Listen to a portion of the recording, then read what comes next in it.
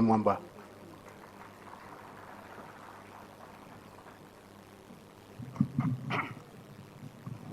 Your Excellency, the President of the Republic, Your Excellency, the Deputy President, Your Excellency, Mama Rocho, Your Excellency, our host governor, my dear sister Susan, all the leaders gathered here.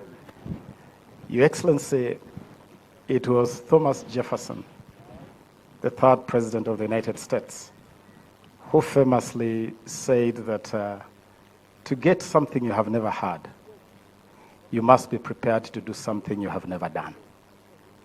And Your Excellency, we have never had a platform, an arrangement where these kind of talents progress to a level where they become useful to the nation. And that is why, Your Excellency, today, I'm very proud to acknowledge that in sync with the bottom-up economic transformation agenda, we have created a pipeline, a conveyor belt that can now transmit and convey all these incredible talent to be part of Kenya's economic progression. From the National Drama and Film Festival, whose concert you hosted at State House, Nairobi, a number of events, including the incredible play, The Eyes Have It, by Riara School, is poised to appear for a special paid performance at the Kenya National Theatre during the Kenya National Theatre Awards this November.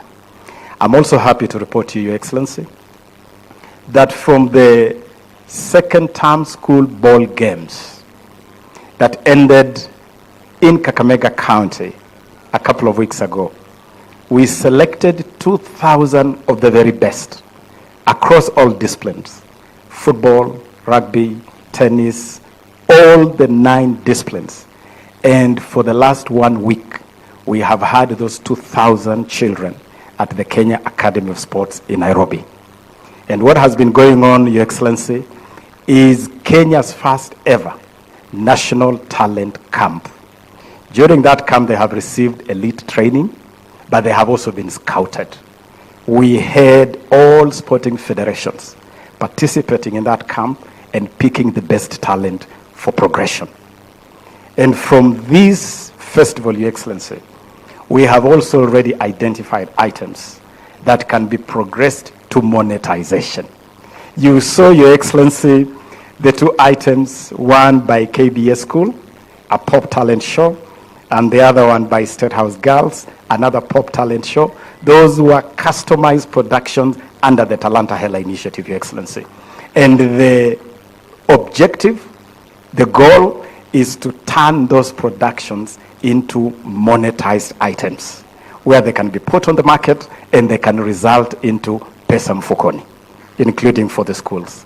And so, Your Excellency, I'm happy to report that we have broken silos, and in the spirit of whole of government approach to service delivery, your Ministry of Education and your Ministry of Youth Affairs, the Arts and Sports are working together hand in glove to create this pipeline where these talents can become useful at the next level.